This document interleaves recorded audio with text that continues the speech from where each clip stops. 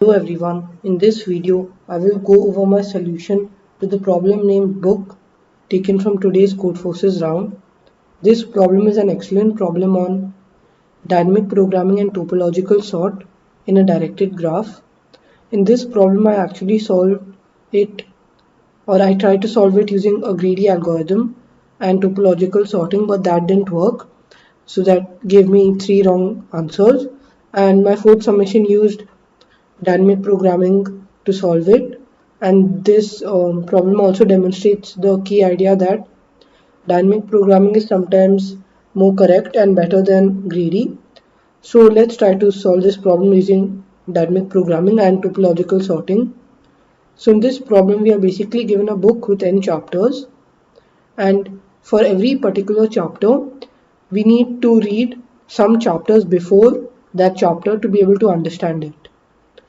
So we are given t, which is the number of test cases. For each test case we are given n, which is the number of chapters, and for each chapter we are given an integer ki, which is the number of chapters which we need to read before we read the ith chapter, and we are basically given these k numbers, and we need to find out how many times we have to read the book if we go in order from 1 to n, and we try to read the chapters in that order. So for example, let's say that in the first sample test case we have a graph, or basically we have the relations with 4 nodes, or basically 4 chapters, and this is our directed graph. So an edge from v to u exists if we need to read v before we read u, and that's what an edge v to u means. So basically we need to read 2 before we read 1, we need to read 1 before we read 3, and we need to read 4 before we read 3. So this is the graph which we get, and notice that initially we go to 1, we don't understand 1 because 1 requires 2 to be read. Then we go to 2, 2 is understood, 3 is not understood because 1 has not yet been understood, and 4 is understood. Then in the second iteration we understand 1, then we understand 3. So this takes 2 iterations and our answer is 2, and that's basically an example. In the second example, you'll actually realize that there is no valid topological ordering because every chapter requires the understanding of some other chapter, and basically since there's no valid topological ordering, the answer is -1. So now we need to basically be able to find out how many times we need to read the book, or if there is no topological ordering, we'll print -1. So the first key observation in this problem is that we need to process the nodes in topological ordering, because this is a dependency graph where every node has some edges incoming it, and we can only visit the node u after we have visited all such nodes vi.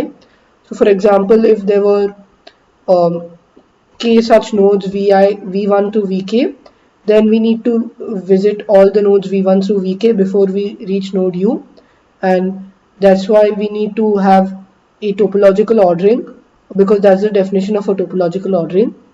And we also need to process the nodes in this ordering so that we ensure that we have read all previous chapters before reading the current chapter, and previous chapter means the dependent chapters.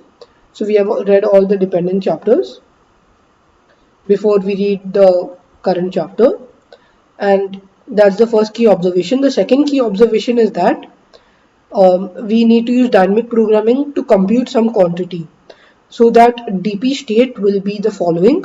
So let's say we are at some node u, and we need to find the number of times we need to reread the book in the worst case. So in the worst case, how many number of times do we need to reread the book to be able to reach the chapter u or the node u. So to be able to read chapter u, let's find out how many times we need to read the book in the worst case, because that's what we need to find. In the worst case, how many times will we need to read the book, and actually they are asking us for the best case, but we find the worst case because like inherent in finding the worst case is the best case. And you'll understand this more as I explain the dp state. So in the DP state, what we basically need to compute is, we are at some node U, and we can come to node U from V1 through Vk, and Vk are all the chapters which we need to read before we read chapter U. And over here it's important to note that we need to be able to read each of these chapters. So that's why we take the worst case into account. So let's say that dpv1 is in the worst, dpv1 and dpv2, we know these values dpv1 through dpvk, and notice that this is the number of times we need to reread the book so that we have read chapter v1. And notice, for example, if this is something like 3, this is something like 1, and so on, like 3, 1 and 4, for example, then it's important to realize that in the worst case we are going to read 4 times before we come to u. That's why we need to take the number 4 into account and not the minimum number 1. So that's the reason behind choosing the word worst case. So in the worst case we are going to read again and again until 4 times. So basically the worst case would be 4 in this example, if these are the dpvi values. And basically from this we get that dpu is going to be the maximum of all these dpvis. However, there's a small catch, and that catch is that if the value vi is less than u, this means that the number of times we need to read the book is just dpvi, because like at the dpvi iteration, so for example, let's say dpvi is 3. So we know that at the third iteration, or basically the third time we are reading the book, then we know that we'll read vi and then we'll come to read u. So this means that we are going to read u also at dpvi. So dpu is going to be basically equal to dpvi. However, if vi is greater than u, this means that in the third iteration, so again taking the same example of dpvi equal to 3, in the third iteration we'll actually have passed u. So this means it's actually going to be the fourth iteration when we read u. So we are going to read vi at the third iteration and we are going to read u at the fourth iteration, and that's why it's going to be dpvi plus 1 in this case. So dpu is going to be dpvi plus 1. And notice that we need to consider the worst case, because from this example over here it could be 3, 1, 4, then in the worst case we are going to have to read the books 4 times.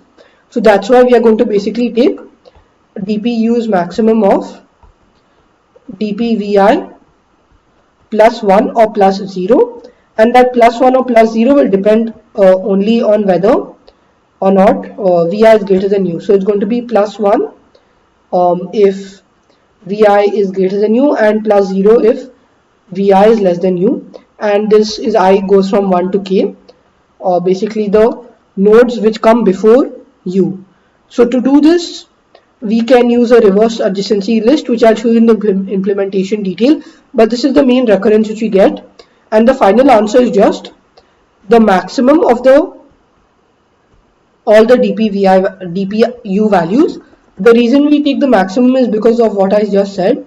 If a particular book takes a very long time, basically takes many iterations, then it's compulsory.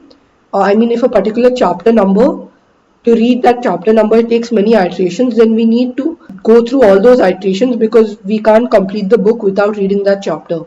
So that's why the answer is just going to be the maximum of dpu, which is the maximum of the number of times we need to read the book so that we can read the particular chapter u. So now I'll show you the code implementing the same idea. So in the code, I take in the value of t, which is the number of test cases. For each test case, I store the adjacency list and the reverse adjacency list. Also for the topological ordering, I store an in degree, I store the topological ordering, and I store a visited array. So initially I read in the graph in this format, then I'll create the topological ordering. If there is any unvisited node in the topological ordering, then we just print -1. Otherwise we do the dp, which I just mentioned. So dp of I represents the minimum number of which represents how many times we need to reread the book in the worst case. So for that I basically store that, and Initially all DP values are 1 because we're going to need to read the book at least once. So that's the base case.